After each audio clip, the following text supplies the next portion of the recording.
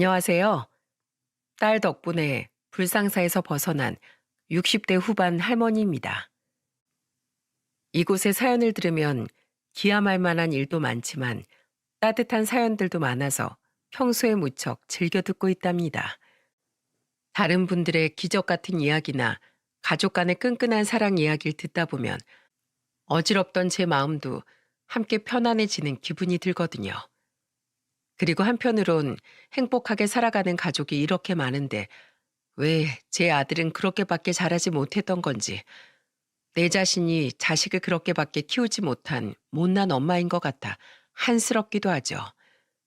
이번에 전 용기를 내어 바로 그 아들에 대한 이야기를 해볼까 합니다.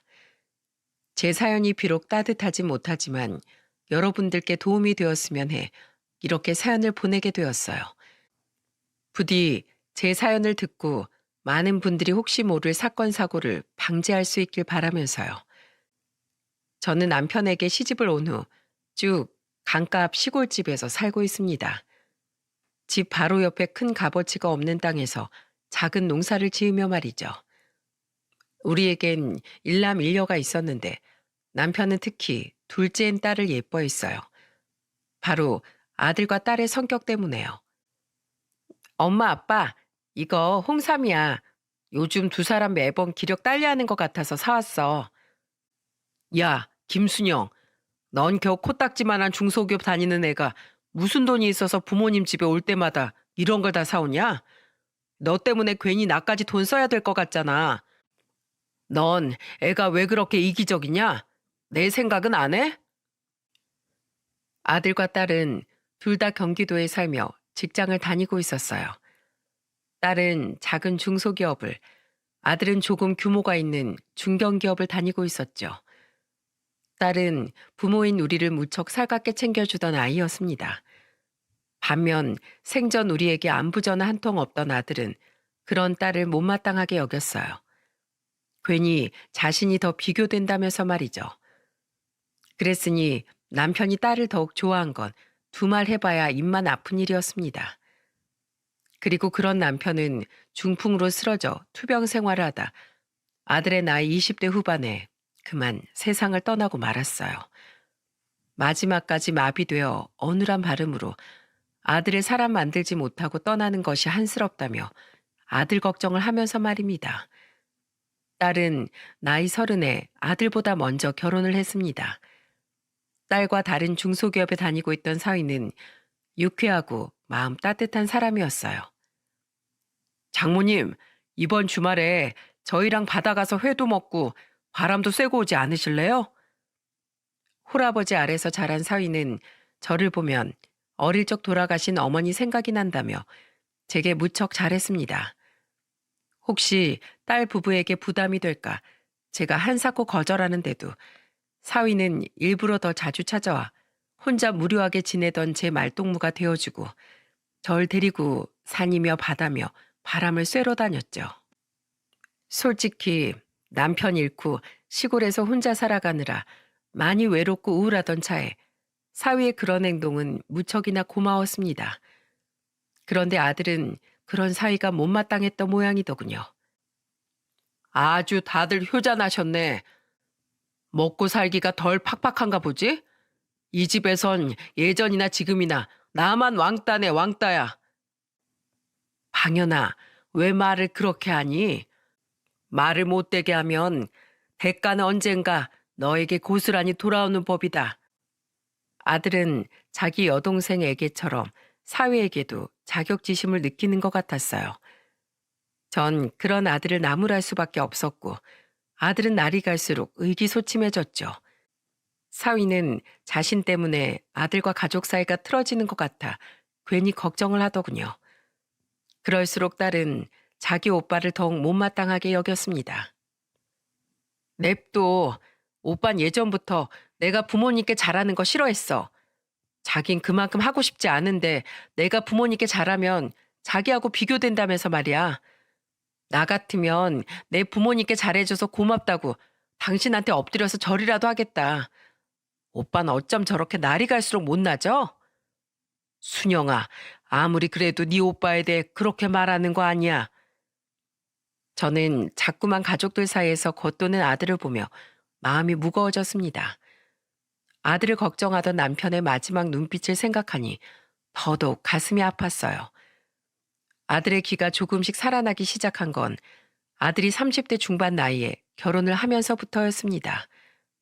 딸이 손녀를 막 출산했던 해였죠. 어머님, 이거 베트남 커피예요. 신혼여행 선물입니다. 그래, 고맙구나. 내일 잘 먹으마. 부동산 공인중개사였던 며느리는 사소한 일에도 셈을 따지는 사람이었습니다. 신혼여행 기념품으로 사왔다던 베트남 커피는 저도 아는 제품이었어요. 동네 친한 여자들이 여행을 갔다가 기념품이라고 대량 사왔던 저렴한 제품이었죠. 하지만 선물엔 가격보다 담긴 마음이 중요한 거라고 전 애써 좋게 생각을 하려고 했어요. 그런데 며느리는 자신이 메고 온 가방을 내보이며 자랑을 하는 게 아니겠어요? 확실히 면세점이 싸긴 싸더라고요. 이것 보세요. 이 가방 완전 명품인데 비교적 저렴하게 득템했어요. 예쁘죠, 어머님? 새언니, 지금 저희 엄만 스틱커피 사다 주고 새언니는 명품백 샀다고 자랑하시는 거예요? 저 커피 동네 마을회관 가면 다른 분들이 기념품으로 사온 거 아직 잔뜩 쌓여 있는데 차라리 작은 립스틱이라도 하나 사오지 그러셨어요. 저는 딸의 허벅지를 슬쩍 꼬집었지만 손녀를 안고 있던 딸은 이미 불쾌한 표정을 숨기지 못하더군요. 그런데 며느리는 아주 태연한 표정으로 딸에게 웃으며 이렇게 말했어요. 에이, 아가씨, 아가씨는 저랑 동갑이시면서 너무 발상이 구식인 거 아니에요? 어머님이 이 시골 바닥 다니시면서 이런 명품백 필요하실 일이 뭐가 있어요? 게다가 제가 좋은 거 드린다고 어머님이 우리한테 돈 한 푼 더 보태주실 것도 아닌데 기왕 돈을 쓸 거면 제 자신에게 투자하는 게 낫죠. 집이 가난해서 자식 결혼할 때 한 푼도 못 보태주신 어머님이 명품백 메고 다니면 오히려 사람들이 욕해 아가씨. 뭐예요? 그럼 지금 우리 엄마한테 투자해봤자 나오는 게 없으니까 좋은 선물할 필요가 없다는 거예요? 그리고 우리 엄마가 돈을 못 보태주고 싶어서 못 보태줬어요? 투병하다 돌아가신 아빠 병원비에 요양원비 전부 자식들한테 부담 안 지우려고 없는 살림에 혼자 감당하시다가 형편이 더 어려워진 거 오빠한테 못 들으셨어요? 아, 말이 그렇다는 거죠. 저 부동산 일하는 거 아시잖아요. 이쪽 일 하려면 셈이 아주 정확히 하다 보니까 저도 모르게 그만 득실을 따지는 게 버릇이 되어버려서 투자란 말에 비유했을 뿐이에요. 괜한 오해 마세요, 아가씨. 설마 아가씨 선물을 하나도 안 사왔다고 저한테 서운해서 투덜대시는 거 아니죠? 그런 거면 완전 놀부심보예요. 아가씨는 아가씨 결혼할 때 저한테 선물 같은 거 안 사다 주셨잖아요. 뭐 그땐 우리가 모르는 사이긴 했지만 이 사람 말이 틀린 건 아니지. 가진 돈은 한정되어 있는데 과소비하는 것보단 딱딱 필요한 곳에 적당히 쓰는 게 훨씬 현명한 거잖아. 넌 왜 괜한 말을 해서 일부러 신경 써서 선물 사온 사람을 무안하게 만들어? 세상 모든 사람들이 다 너랑 윤서방처럼 낭비벽이 심한 줄 알아? 여보, 괜히 기분 상하지 마. 알았지? 제가 원래 예전부터 남 생각은 안 하던 애야. 아주 쿵짝이 잘 맞는 아들과 며느리 언행에 딸과 사이는 기가 막힌 표정을 짓더군요. 반면 아들은 집안에서 처음으로 자신과 뜻이 맞는 사람이 생기니 아주 기고만장해져 있었죠. 저는 분위기를 정리하고자 아들과 며느리에게 이렇게 말했습니다. 그래, 사람마다 생각하는 게 다를 수 있으니까 너희들 말은 이해하마. 다만 세아가 이거 하나만은 명심하렴. 넌 네가 셈이 빠르고 논리적이라고 생각하나 본데 지금 네 말과 행동은 무례한 거다. 예의란 때와 장소에 맞게 말과 행동을 가려서 할 수 있는 지성이야. 앞으론 말을 하기 전에 머릿속으로 뱉어도 되는 말인지 먼저 곰곰이 생각해 본 뒤에 그때 말을 하렴. 그리고 방연히 넌 그놈의 말 때문에 예전부터 나랑 네 아버지한테 몇 번이나 혼이 났지? 결혼했으면 전과 똑같이 어리게 굴지 말고 이젠 성숙해질 줄도 알아야 한다. 제발 부탁이니 마음을 좀 넓게 써. 제 말에 며느리와 아들은 입을 삐죽이더군요. 그리고 두 사람은 저희 집에서 밥을 먹는 둥 마는 둥 하더니 이내 집으로 휙 돌아가 버렸죠. 딸은 아주 끼리끼리 잘 만났다며 옆에서 혀를 찾고 사위는 제 속이 상했을까 걱정이 됐는지 제 손을 잡아주더라고요.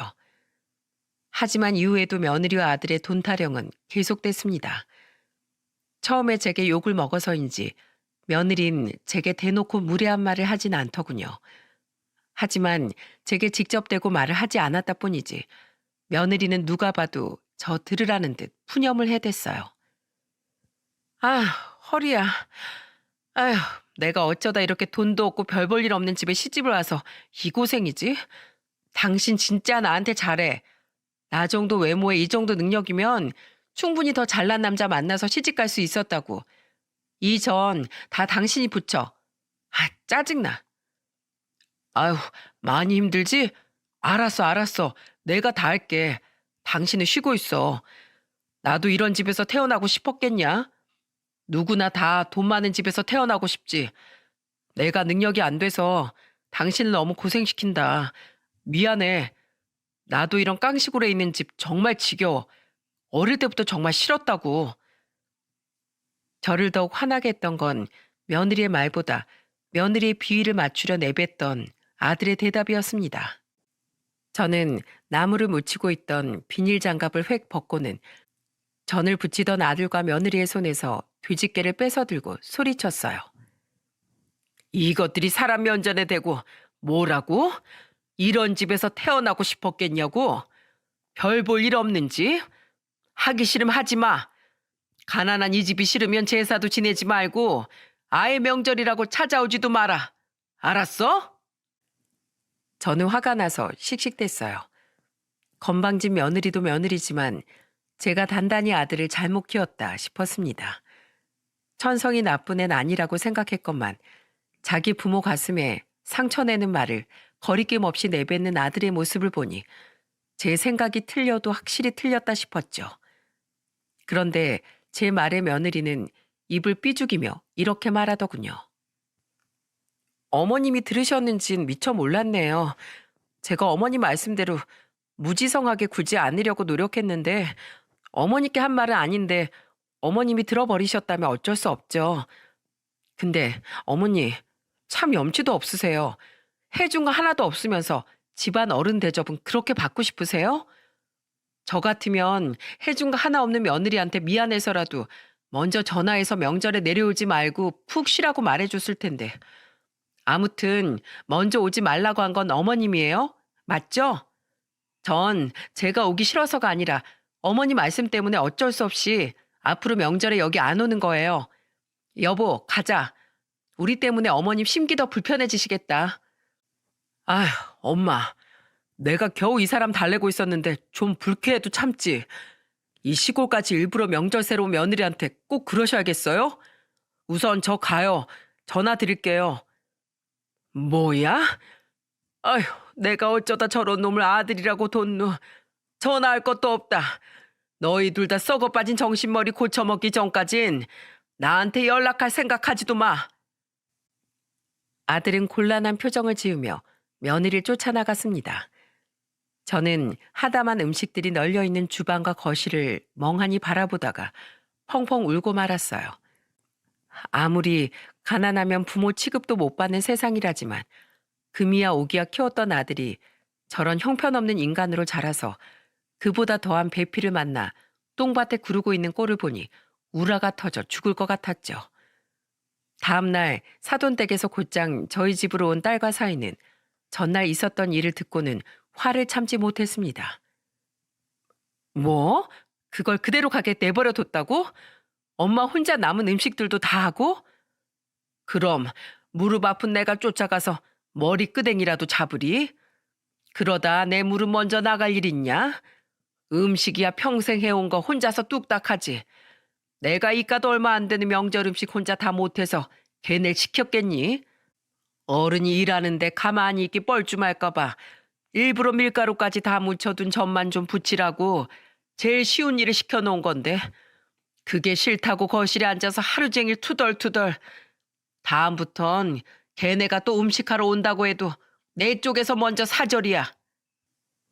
며느리는 결혼한 지 3년 만에 아들을 낳았습니다. 며느리가 출산을 하다 위험한 상황까지 갔었다는 아들의 말에 마음이 약해진 전 어영부영 아들 부부와 다시 조금씩 왕래를 하기 시작했습니다. 며느린 여전히 제게 뾰로통했지만 손주 보고 기분 풀라며 관계 회복을 위해 노력하는 아들의 얼굴을 봐서 저는 며느리의 무례한 태도를 애써 참았네요.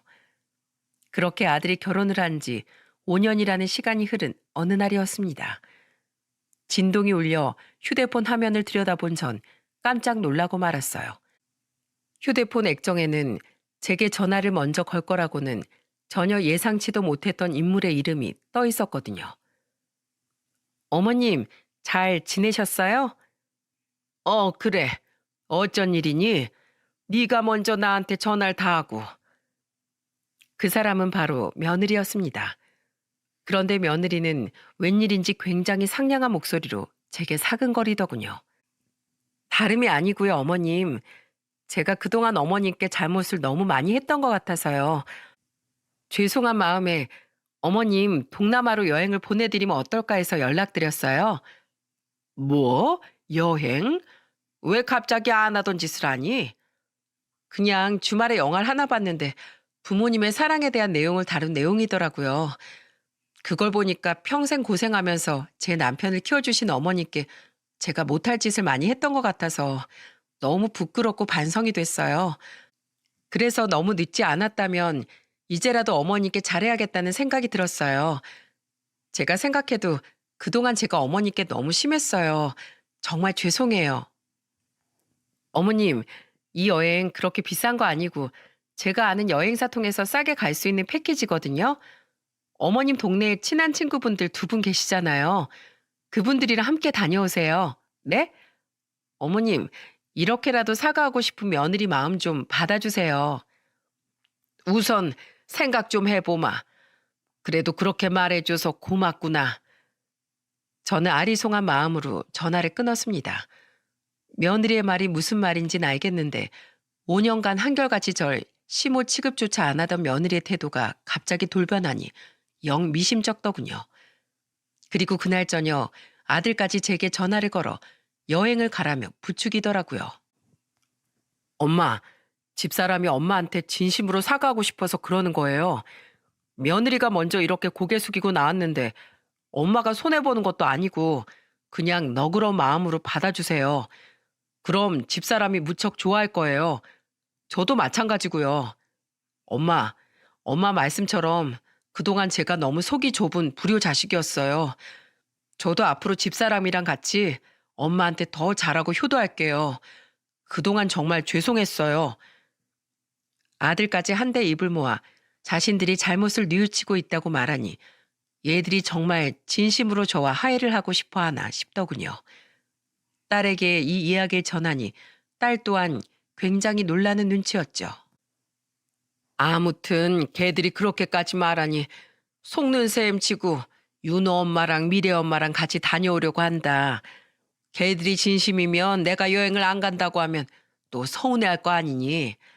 어머니 잘 다녀오라고 나한테 글쎄 용돈까지 보냈더라. 돈 아깝다고 신혼여행 다녀오면서 나한테 스티커피 사다 줬던 애가 말이야. 그래? 언제 가는데? 나흘 뒤가 출국이야. 날짜가 좀 이르긴 한데 싸게 나온 티켓이라 얼른 예약해 둔 거라더구나. 필요한 거 있으면 얘기하렴. 엄마가 귀국할 때 사올 테니까. 그렇게 저는 예정된 날짜에 서울로 가기 위해 기차역으로 향하게 되었습니다. 같이 여행을 떠나게 된 동네 여자들은 굉장히 신이 나 있었죠. 방연 엄마 덕분에 우리가 아주 호강하네. 아침에 저희 동네로 택시까지 불러준 며느리는 제게 비행기 탑승 수속에 대한 주의점과 탑승 시간까지 다시 일러주며 전화로 저를 챙겨주더군요. 고맙긴 했지만 솔직히 너무 180도 돌변한 며느리 행동이 영 적응이 되질 않더라고요. 그런데 기차역에 거의 다 왔을 무렵 딸에게서 전화가 걸려왔어요. 엄마, 잘 가고 있어? 어, 이제 거의 기차역 다 왔어. 서울에서 도착하면 거기서도 공항까지 택시 타고 가라면서 글쎄 며느리가 택시비까지 또 따로 챙겨줬다. 그런데 딸은 저보다 더 며느리의 행동이 개운치가 않았던 것 같더군요. 딸은 잠시 망설이더니 제게 이렇게 이야기했습니다. 그리고 딸의 말은 가뜩이나 석연치 않았던 제 마음속 불안의 불씨에 그만 불을 지피고 말았죠. 엄마, 아무리 생각해도 이상해. 아니, 엄마도 알잖아. 새언니가 얼마나 엄마한테 아나무인으로 굴었었는지. 그런 사람이 영화 한 편 봤다고 이렇게 태도가 돌변한다고? 너무 말이 안 되지 않아? 나 너무 찜찜해. 엄마, 설사 새언니가 진짜로 뭔가 신경의 변화가 있었다고 한들 그렇게 계산적인 사람이 수백만 원씩 자기 돈 들여가면서 엄마랑 엄마 친구들까지 이렇게 공짜로 여행을 보내줄 리가 없어. 분명 무슨 꿍꿍이가 있다고. 엄마, 너무 수상해. 비행기 타지 마. 계산적인 새언니한테 괜히 이렇게 갚을 신세 같은 거 지지 말고 난 그냥 안 갔으면 좋겠어. 딸이 그렇게까지 말하니 저 또한 마음이 굉장히 흔들리더군요. 안 그래도 반신반의하는 마음이었는데 그런 딸의 말을 들으니 여행길에 오르는 게 영 내키지가 않더라고요. 딸의 말대로 이번 일을 가지고 나중에 며느리가 어떤 요구를 해올지도 모른다는 생각까지 들자 저는 결국 어려운 결정을 내렸습니다. 윤호 엄마, 미래 엄마, 정말 미안한데 우리 이 여행 나중에 다시 갑시다. 뭐? 갑자기? 바로 딸의 말대로 이 여행을 포기하기로 한 거죠. 두 여자는 저를 보고 황당한 표정을 감추지 못했어요. 저는 그 두 사람에게 진심으로 사과를 했죠. 미안해. 아무래도 이번엔 집으로 좀 돌아가 봐야 할 것 같아. 조만간 우리 시간 내서 다시 여행 일정 잡읍시다. 그때 내가 비용을 다 대지 못하겠지만 적어도 비행기 값은 내가 댈게. 뭐야 갑자기? 이러는 법이 어딨어? 공짜 여행 데려가 준다고 사람 들뜨게 할 땐 언제고? 그러게 여행 간다고 옷 사고 신발 사고 아침부터 화장까지 다 하고 나왔더니 이게 무슨 황당한 소리래? 정말 미안해. 집에 갑자기 피치 못할 일이 생겨서 그래. 내가 밥도 거하게 한번 살게. 어? 옷가지들 산 돈도 내가 다 갚아줄게. 그렇게 저는 입이 대빨 나온 두 여자와 다시 택시를 돌려 집으로 돌아왔습니다. 미안한 마음에 두 여자를 각각 집 앞에까지 내려다 준 후에 말이죠. 그리고 집 앞에 도착한 저는 눈앞에 펼쳐진 기함할 만한 광경에 입을 다물지 못했습니다. 기사님, 여기 오라이! 오라이! 저희 집 앞엔 포크레인과 이삿짐 센터 트럭이 들어서 있었어요. 그 근처엔 안전모를 쓴 인부들과 각종 공사 자재들이 이곳저곳에 있더군요. 거기다가 절 제일 경악하게 한 건 바로 현장을 진두지휘하고 있던 며느리의 모습이었습니다. 자자, 안에서 이삿짐 뺄 동안 여기 담장부터 빨리 허물자고요. 시간 없습니다. 예, 너 지금 내 집에서 뭐 하니? 저는 며느리를 보고 소리를 빽 하고 질렀어요. 그제야 절 발견한 며느리는 저를 보고는 까무러치게 놀라며 굉장히 당황을 하더군요. 어머니, 여기를 어떻게... 분명 아침에 택시 타고 기차역으로 출발하셨다고. 그러니까 내가 출발을 하든 다시 돌아오든 간에 지금 내 집에서 뭐 하냐고. 저기요, 그 이사 박스들 뭐예요? 그걸 왜 내 집 안으로 들고 들어갑니까? 전 이제 막 도착해서 일을 시작하려는 것처럼 보이는 이삿짐 센터 직원을 향해 물었습니다. 그러자 이삿짐 센터 직원은 도리어 당황한 표정으로 말했죠. 네? 아니, 안에 있는 짐 전부 싸서 컨테이너 박스로 옮겨두실 거라면서요. 빨리 진행해야 한다고 일 의뢰하실 때부터 엄청 보채시길래 후딱 끝내려고 했는데 왜요? 뭐가 어째요? 하지 마세요. 내 집 짐을 나도 모르게 왜 빼겠다는 거예요? 당장 돌아가세요. 네? 하지만 저 사모님이 저는 눈에서 불이 나올 것 같은 표정으로 며느리를 다시 획 돌아봤습니다. 며느리는 아무 말도 못하고 우물쭈물하더니 제게 이러더군요. 그게 어머님 있잖아요. 사실은 어머니 제가 남편한테 전화하라고 할게요. 그이가 다 설명해 줄 거예요. 잠시만요. 횡설수설하던 며느리는 잽싸게 아들에게 전화를 걸어 무엇이라고 속삭여댔어요. 그러더니 30초도 걸리지 않아 제 휴대폰으로 아들에게서 전화가 오더군요. 전 화가 난 목소리로 전화를 받아 호통을 쳤죠. 이게 대체 무슨 상황이야? 쟤 뭔데 아무런 설명도 못하고 너한테 전화까지 하라고 해? 너희 대체 무슨 꿍꿍이야? 엄마, 있잖아요. 그게 엄마 집 위치가 좋아서 거기 카페 차리면 진짜 대박 날 수 있거든요. 우리 아내 부동산 일하는 거 알죠? 아내가 그랬어요. 엄마 집 위치가 완전 노른자 땅이라고. 엄마도 알잖아요. 거기 요새 무슨 테마파크인가 워터파크인가도 들어온다고 계속 난리고 주변에 펜션도 엄청 생긴 거. 그쪽 요즘 많이 개발돼서 놀러 오는 사람도 늘었잖아요. 요새 유행하는 퓨전 한옥 스타일 있죠? 집사람이 요즘 관광객들 대상으로 그런 스타일 카페가 그렇게 잘 된대요. 그래서 엄마 집 좀 그렇게 리모델링 하려고 한 거예요. 뭐? 이것들이 진짜? 그걸 왜 내 허락도 안 받고 진행해? 아니 내 집을 왜 너희들 멋대로 리모델링 한다 어쩐다냐고? 너희들 이러려고 나 여행 보내려고 했구나. 이 썩을 것들아. 이제야 퍼즐이 맞춰지는 기분이었습니다. 맞아요. 당시 저희 지역이 점점 개발되기 시작하면서 이전보다 관광객이 많아졌습니다. 게다가 저희 집 위치가 강가 앞이었던지라 창문으로 내다보이는 풍경 또한 좋았죠. 그래서인지 안 그래도 최근 부동산 업자들이 몇이나 저희 집으로 찾아와 땅을 팔라고 권유를 하더군요. 펜션이나 카페 짓기에 알맞은 부지라면서요. 물론 저는 남편과 살던 이 집을 허물고 싶지 않아 전부 다 거절했지만은요. 그런데 부동산에 대해 빠삭했던 며느리는 그걸 알고는 아들과 짜고 이런 말도 안 되는 음모를 세웠던 겁니다. 아니, 엄마가 땅 팔라는 걸 죄다 거절했다는 얘기를 들었는데 우리가 아빠랑 살던 그 집 리모델링해서 카페 차리자고 미리 말했으면 엄마가 허락했으려고요? 거절할 거 뻔히 아니까 말 안 하고 우선 몰래 진행시키려고 한 거죠.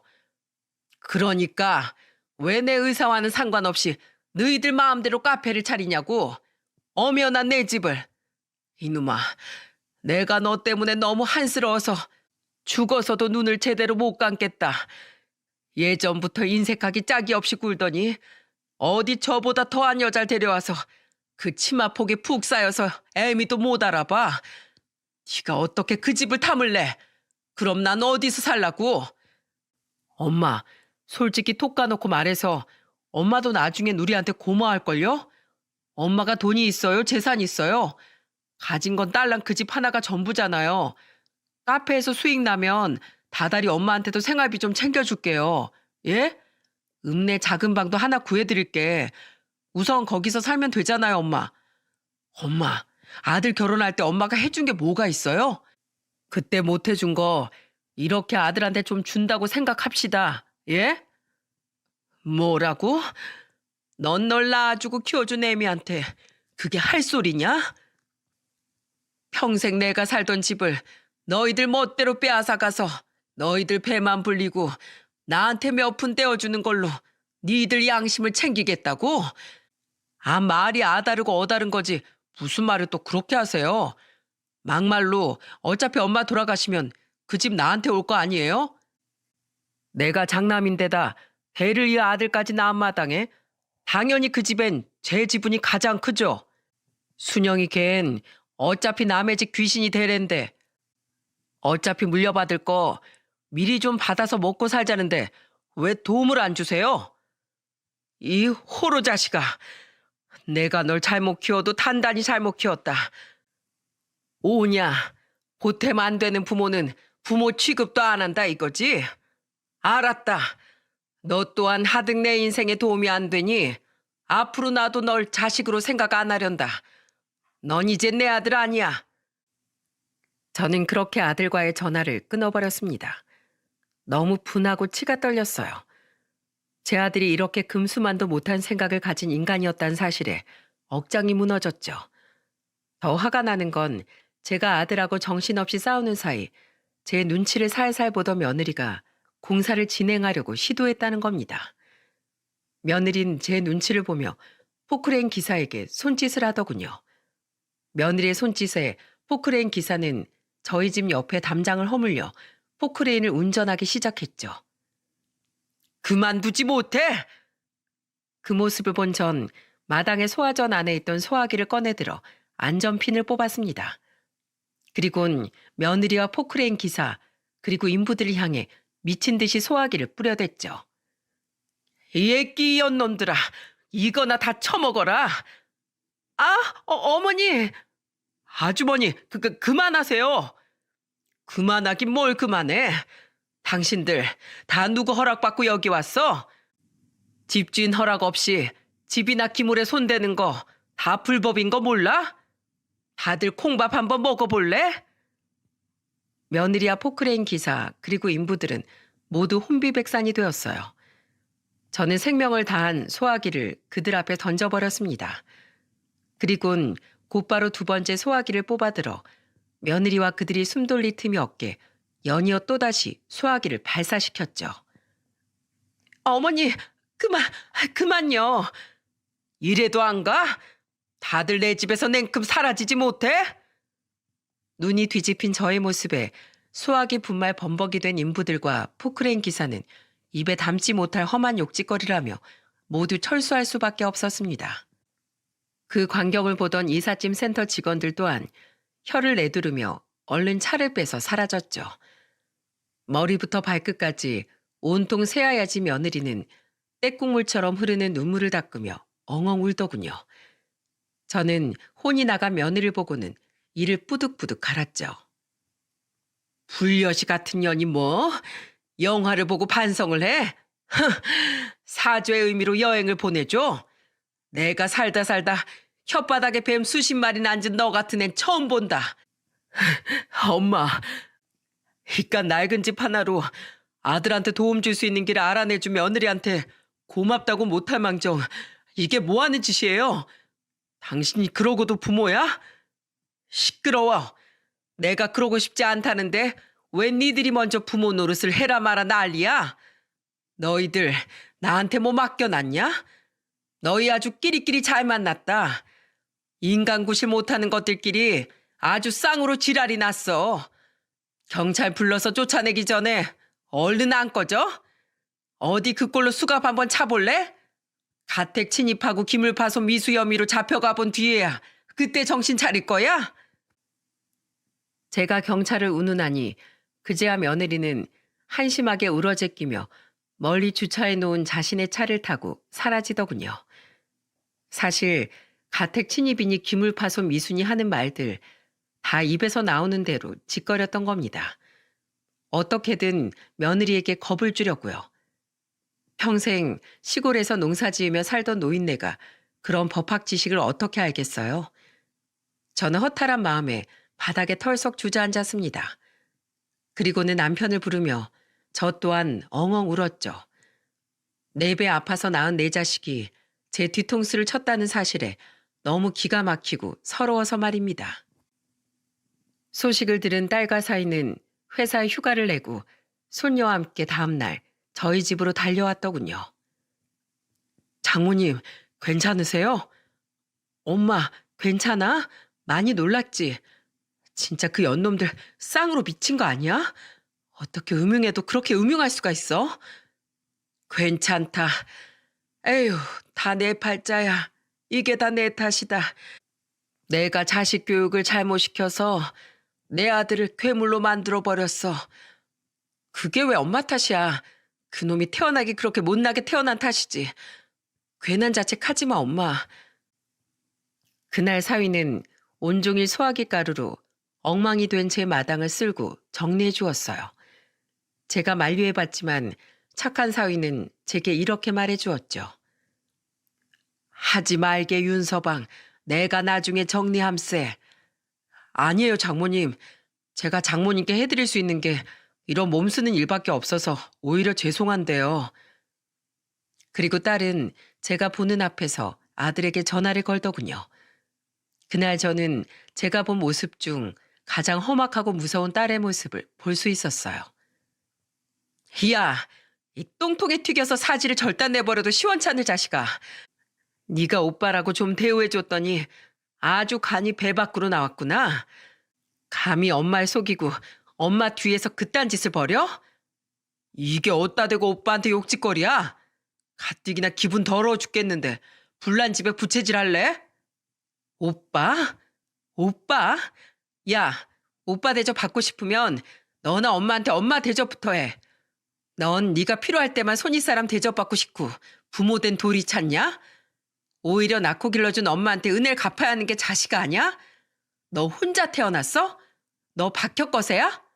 엄마 도움 없이 아래서 태어났냐고. 너 한 번만 더 자식이랍시고 엄마 눈앞에 나타나봐. 그땐 내가 너 정말 흙으로 돌아가게 해줄 거야. 그땐 엄마 집 마당에 소화기 분말가루가 아니라 네 뼈가루가 굴러다닐 거니까 배짱 있으면 어디 한번 와봐 이 쫌생아. 그리고 너 결혼 한번 잘했더라. 앞으로 서로 방생해서 괜히 남들한테 피해 주지 말고 평생 둘이서 오순도순 잘 살아. 신주단지처럼 모시는 돈의 노예로. 넌 더 이상 이 집 식구 아니야. 딸은 전화를 끊고도 화를 참지 못해 한참을 씩씩댔습니다. 저는 저희 딸이 그렇게 말싸움을 잘하는 줄 정말 처음 알았어요. 속상한 와중에도 너무 놀라 벙찐 저를 보며 사위는 허허 웃어 보이더군요. 보셨죠? 순영이 무서운 거? 그래서 전 순영이한테 절대 안 대듭니다, 장모님. 사위의 농담에 전 어이가 없어서 그만 피식 웃어버리고 말았습니다. 그리고 그 다음날 며느리에게서 전화가 한 통 걸려왔어요. 받지 않을까 했지만 아들에게 절연을 선고했던 것처럼 며느리와의 인연도 잘라내버리고자 저는 전화를 받았죠. 그런데 제게 전화를 건 며느리는 제게 울며 불며 다짜고짜 애원을 하더라고요. 어머니, 저희가 잘못했어요. 한 번만 용서해 주세요. 네? 어머니, 마지막으로 자식 목숨 한번 살려준다고 생각하고 그 집 그대로 공사 진행하면 안 될까요? 이미 공사 계약금까지 다 치렀는데 공사가 무산되는 바람에 계약금 날리는 거 기본에 저희 어마어마한 위약금까지 물게 생겼어요. 자재비, 인건비 등등 공사 대금 전부요. 이삿짐 센터에 지불한 비용은 이미 전부 날렸고요. 어머님 여행 떠나시는 날짜에 맞춰서 서두르려고 그쪽에서 내건 무리한 요구들을 제가 확인도 안 하고 계약서에다 서명해버린 탓에 진짜 큰돈 물게 생겼다고요. 어머니, 저희 그만한 돈 없어요. 요즘 집 계약하는 사람도 많이 없어서 저 부동산도 적게 생겼고 남편도 곧 회사 때려칠 줄 알고 회사 생활 막 하다가 지금 미운 털 다 박혀있는 상황에 앞으로 진급은 꿈도 못 꾸게 생겼는데 저만한 손해를 어떻게 다 감당해요. 어머니, 제발 어머님 손주 얼굴을 봐서라도 한 번만 양보해 주시면 안 될까요? 네? 어머님 손주가 앞으로 고생하면서 사는 꼴 보고 싶으세요? 어머니, 제발 저희 좀 살려주세요. 며느리는 손주까지 내세우며 애원을 하더군요. 한심했습니다. 하지만 저는 아들 부부를 절대 도와줄 생각이 없었어요. 저는 며느리에게 단호하게 이야기하곤 전화를 끊어버렸죠. 그러게 감당도 못할 짓을 무턱대고 왜 버렸어? 다 자업자득이니 너희가 알아서 해결해라. 차라리 그런 무서운 짓을 벌이기 전에 나한테 사정을 했더라면 그땐 내 마음이 움직였을지도 모르겠구나.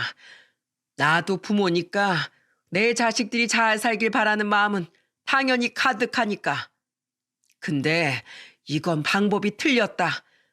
건모 술수로 사람을, 그것도 부모를 뒤통수 치고 너희들 이득만 챙기려는 그 태도, 사람 간의 신뢰를 아주 우습게 하는 너희의 경솔한 마음가짐까지 전부 잘못됐어. 내 아들에게도 말했지만 난 더 이상 너희들 안 볼 거다. 어린 손주야 안타깝다만 너희들 자식이니까 그것 또한 너희들이 감당해야지. 왜 너희 날 부모 취급도 안 하다가 필요할 때만 자꾸 자식임을 앞세우니? 난 더 이상 너희들 부모 노릇할 생각이 없으니까 2번 다시 내게 연락하지 말거라. 저는 억장이 무너지는 마음을 애써 다잡았습니다. 아무리 잘못을 한 자식이지만 자식을 내치는 일이 부모된 사람으로서 어찌 쉬울 수가 있겠어요. 하지만 아들과 며느리는 돌이킬 수 없는 강을 건넜고 저 또한 사람이기에 그 아이들에게 받은 마음의 상처가 너무나 컸죠. 그렇게 3년이 지났습니다. 제가 지금 어떻게 지내고 있냐면 말이죠. 외할머니, 저랑 강가에 잠자리 잡으러 가요. 그 일이 있은 후 제 삶엔 아주 큰 변화가 생겼습니다.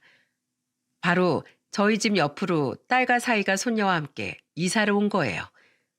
제가 작게 농사를 짓고 있던 값어치 없다던 땅을 기억하시나요? 바로 그곳에 딸과 사이는 작은 펜션을 지어 펜션 장사를 하며 그곳에서 살고 있어요. 장모님, 사이가 옆집에 살고 있으니 아주 든든하시죠? 그만해. 벌써 몇 번째 생색이야? 엄마한테 든든하다는 말을 듣는 게 당신은 그렇게 좋아?